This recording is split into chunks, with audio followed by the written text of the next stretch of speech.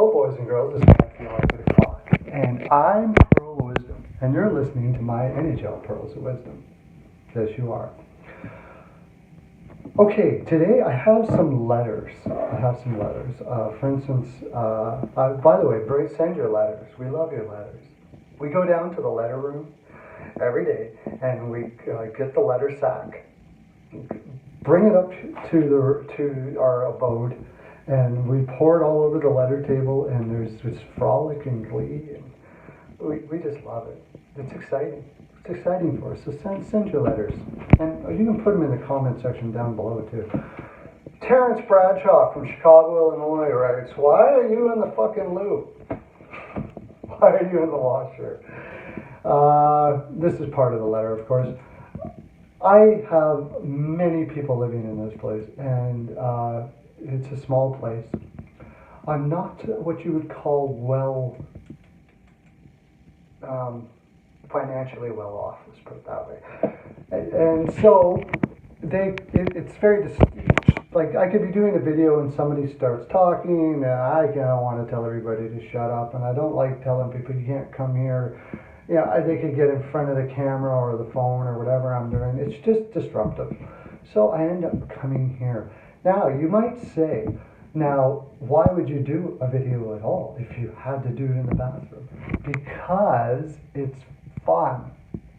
That's why.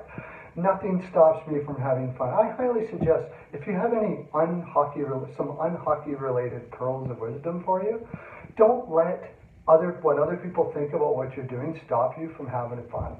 Period. End of story. I started doing that about 2 years ago, and now my life is freaking awesome because I just don't care what you think.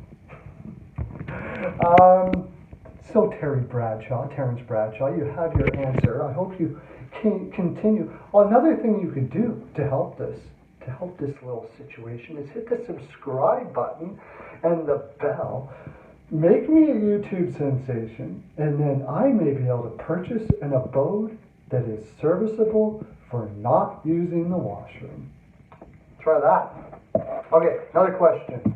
Abigail Lawrence from Bradford, Ontario, asked me about, of course, the Toronto Maple Leafs, and the fact that I said I was going to trade Marner over the summer. Well, I had a choice, but I would have. And yes, that's true. I did say that.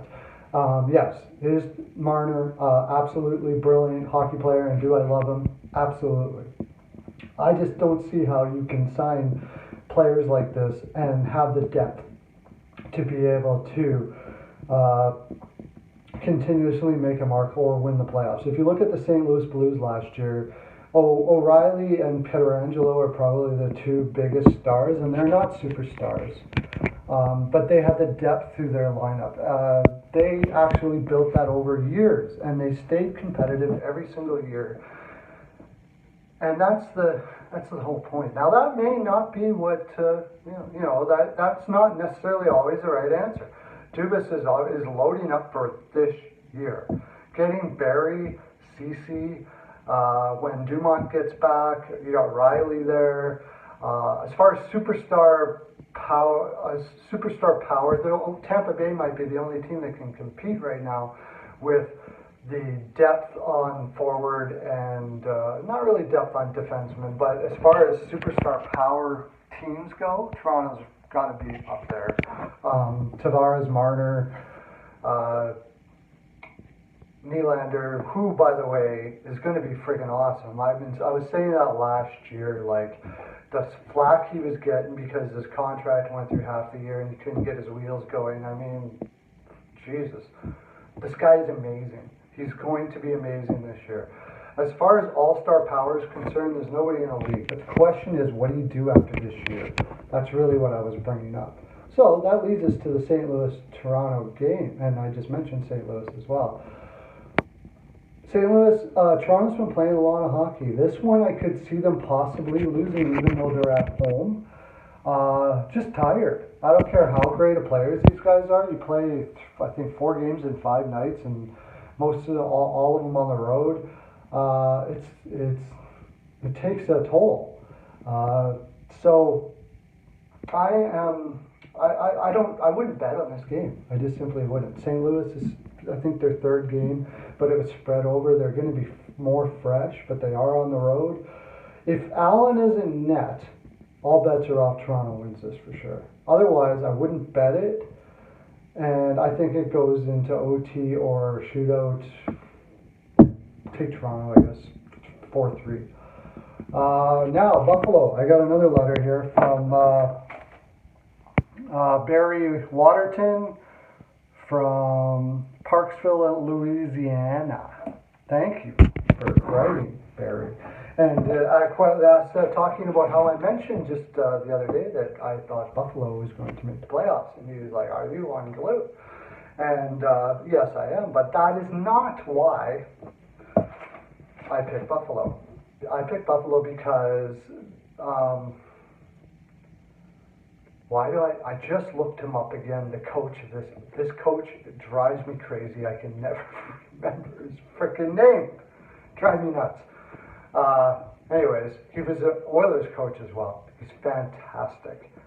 Absolutely brilliant coach. And I wish I could remember his name right now.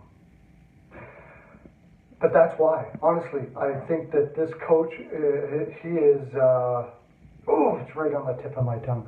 Anyways, I think he's going to propel this team into the playoffs. Carter Hutton is probably the weakest link on that team as far as goaltending is concerned, as he's shown in his career. However, great coaches seem to create environments, and I'm under the belief that goalies thrive under great environments that are created by coaches. Barry Trotz is a great example of a person who seems to be able to do this. Wherever he goes, his goaltenders are fantastic. His goaltenders become better. And if I could remember his name now, is up there with that type of coaching. I swear to God, watch what this guy does with his team. You're going to be blown away. Plus you got Eichel, you got Skinner, Reinhardt. There's a lot of talent there. There's a lot of talent on that team. And the defense with Dahlin, Dahlin probably will be coming close, maybe if not this year, then next year, to a Norris. They've redid their defense. It looks a lot better than it did before, and they have a great coach running it. That leads me to the game here at Columbus, where I think that I saw Columbus play, and Columbus looks absolutely brutal. That team, it just looks horrible. After everything that happened last year, Tortorella, I love you, but I don't think he's going to make the year. I know it was only one game, but when you see a team that deflated on the first game of the season, I think Buffalo wins this easy, 4-1. Anyways, boys and girls, that's my full 42%. And check out my previous picks, by the way. They're pretty much bang on. You can get some money out of this. And then you can send money my way so I can get out of the bathroom. Have a great day. Lots of love to you.